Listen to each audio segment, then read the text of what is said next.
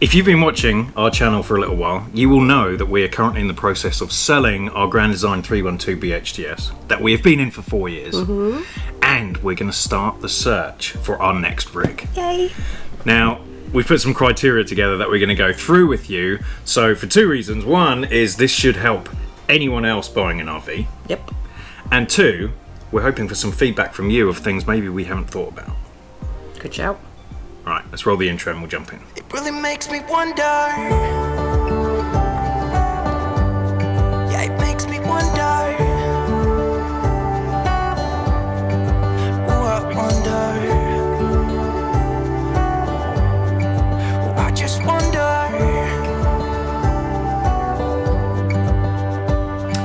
Welcome back to Braziere Brits. My name is Lawrence. And I'm Natalie.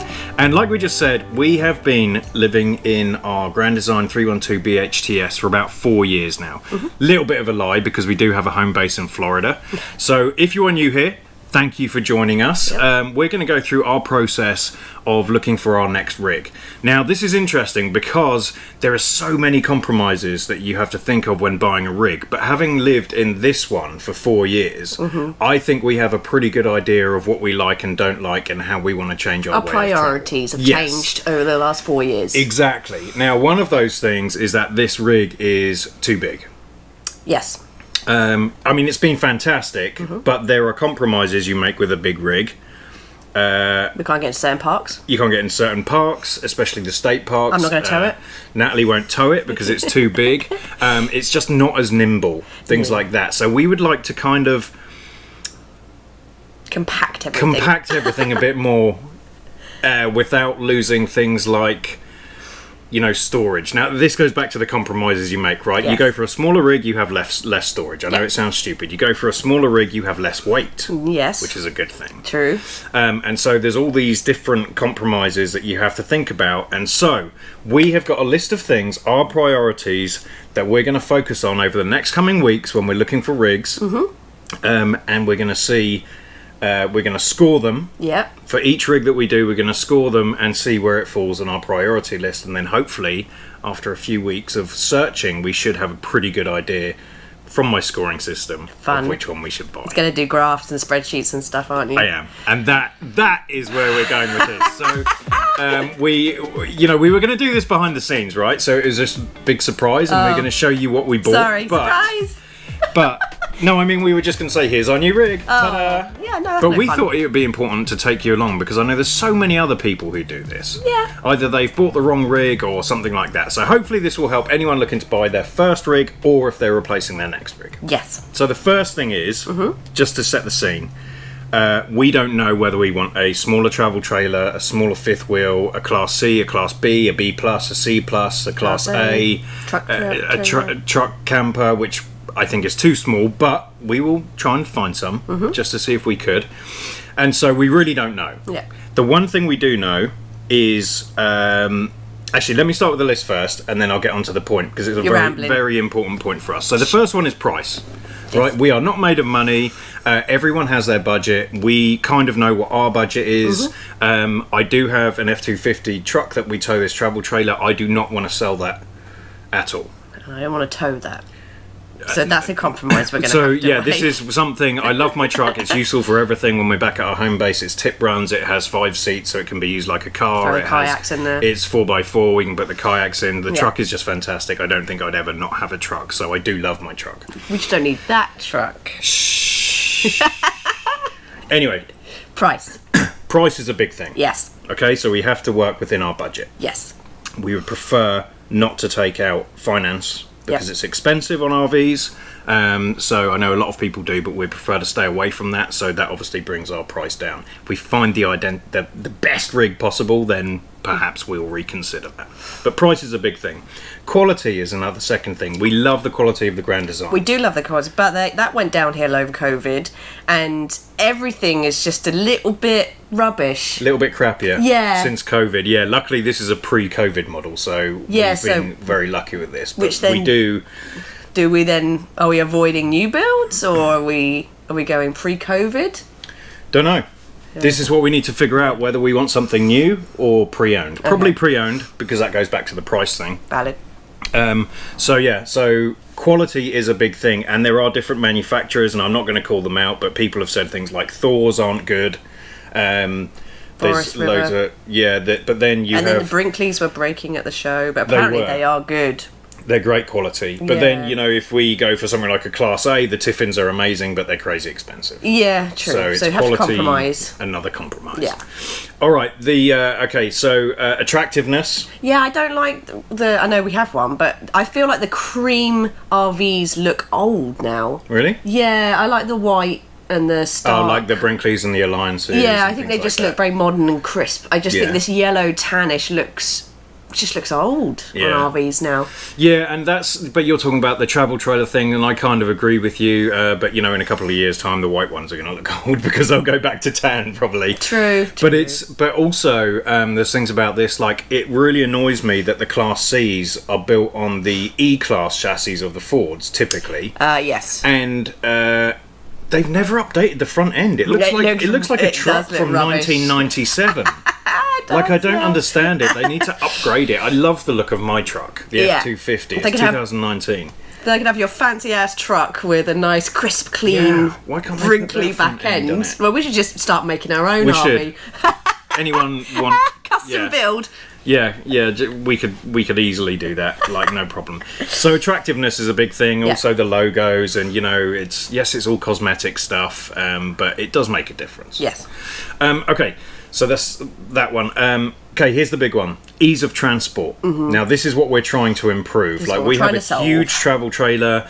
There is another point here. In fact, I'm going to mix these together. So the setup and tear down and ease of transport. Right, let's bundle that into the same thing. So we have to hitch up and unhitch and take the truck, and we have to do all of that stuff. We have to put the stabilizers on. We have to make sure it's level left to right. Now, I know every single rig you're going to have this a bit, but there are easier ones. And I'm talking about the Class A's and Class C's. Self-level. Yeah, and the fifth wheels where you press it and it auto levels, things Very like that. Jealous of that. That makes setup and tear down really quick. But also the ease of transport, like just towing. Like you will not tow this rig. Nope. And I can tow it, but it is work. Like, it's not easy. Especially when those crosswinds hit. It's white knuckle. Crosswinds. And it's exhausting. And going through, like, towns or small places, it's a bit, sometimes getting those tight turns, especially if you're turning right. And there's a lamppost there or something, you have to go real wide. Don't worry about bridges, tunnels, all of that stuff. It's all playing in the back of your mind when you're driving to new places. We're like, I hope we don't come across a bridge. Exactly. So all of that stuff all plays into this. Like if we had like a little truck camper, then that's fine. There is literally almost no setup. So I'm very jealous where you just drive up and you're done. So the ease of transport is a lot. So we want to make our travel style a little bit more nimble. Yeah. And so that we can share the driving, so that we don't have to travel on Sundays. So at the moment, Lawrence does work Monday to Friday. So Saturday he has to get up, find somewhere, film, and get it edited by Sunday because we're moving Sunday. We're on the road for it used to be 6 hours. Now we're doing less, but if we can move that to Mondays and share driving, we can go further, quicker, and actually get to some of the really cool places out west. Yeah, because we were talking, and like last summer we just did like the East Coast, and it took 6 months. 2-3 hour driving days. Yeah, just on Sundays, it took 6 months just to do that. So if we want to go out west, it's going to take us like 5 weeks just to get out there. So anyway, ease of transport is a big thing for us. So a few internal things. So the first one is space for dogs. We have a Doberman and a small. Well, he's not that small, but what is he? He's just a mutt. Like a Gila mix. But so we have Jax. So we need to make sure that he's just Jax. He's just a Jax. He's a unique dog. We need to make sure. So Natalie does not like the island in this rig. Now I love it, but I do like cooking as well, so that makes a difference. So she doesn't like the island because it takes. If that wasn't there would be so much space for the dogs. OP could lay out everywhere. He wouldn't get in the way. He just can't lay out, or he's then on the sofa, which means we're on the floor. So anyway, the island is annoying for Natalie because of the space issue for the dogs. So we want to make sure if we have a rig, there is space for the dogs. And I don't mean they're going to run around and play and things like that. No, just a layout. A Doberman laying out, it's like a queen-size bed on its own. Yeah, it is. Yeah, he's a big dog. And when we had the 2 Dobermans when we started, that was painful. Yes. Like, it just means I can get more Dobermans. That's all I'm hearing here, Lawrence. No.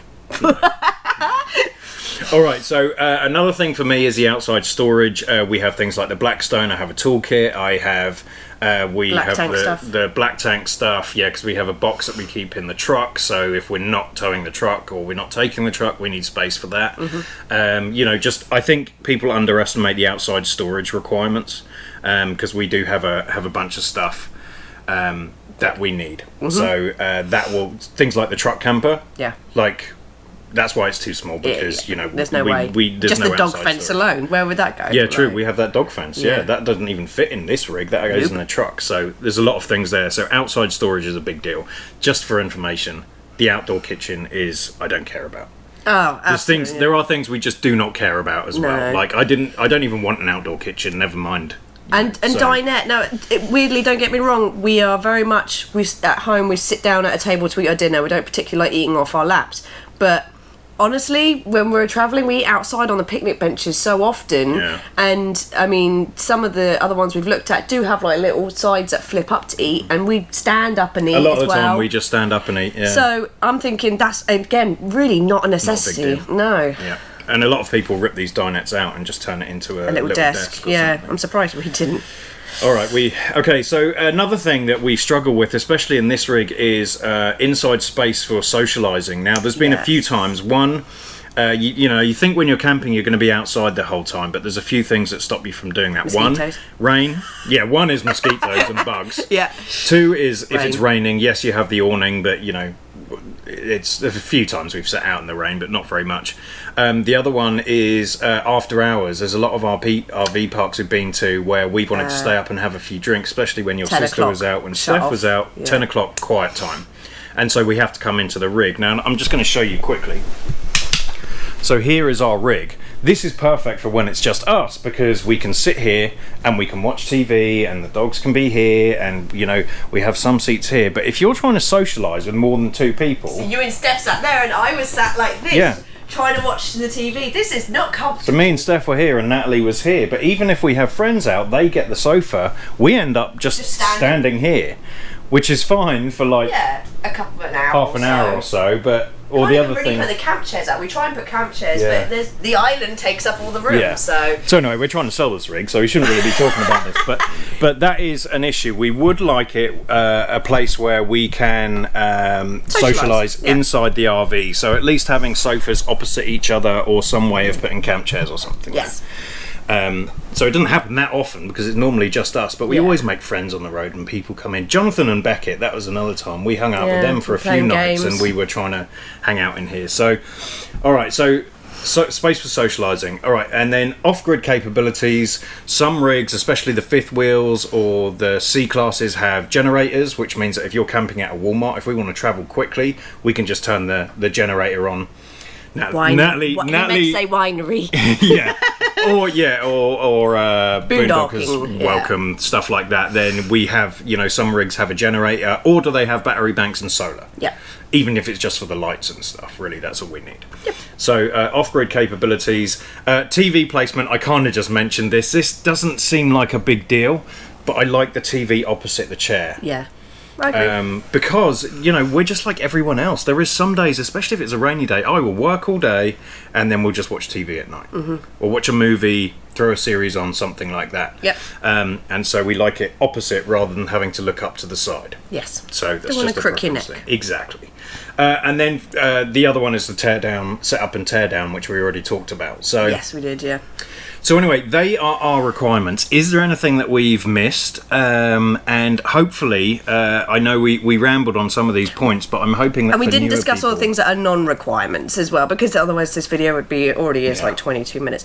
But things like the stairs, like steps going up. The steps going up. It sounds really dumb, but people with dogs will know it's hard with these ones that have the gaps in, or grates, for dog fingernails.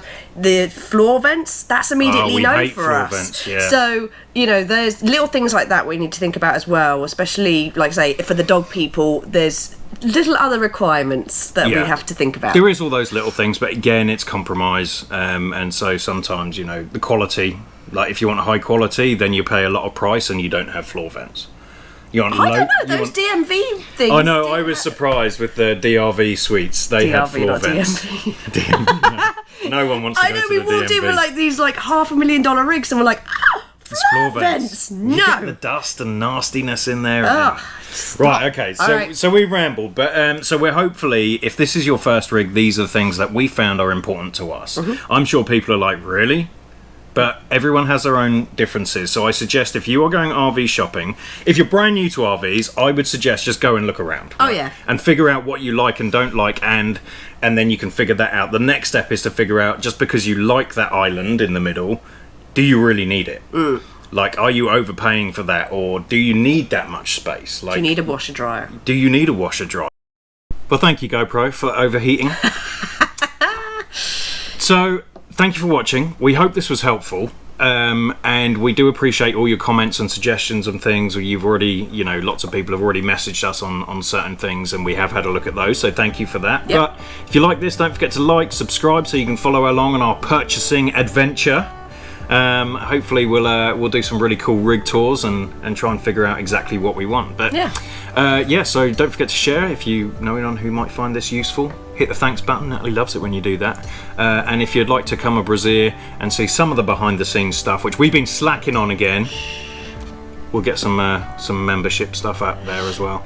Then you can hit the join button and become a Braziere and support a couple of tits, Natalie and myself. Thank you to everyone who has already done that. We have some interesting few weeks coming up, so we'll see you next week.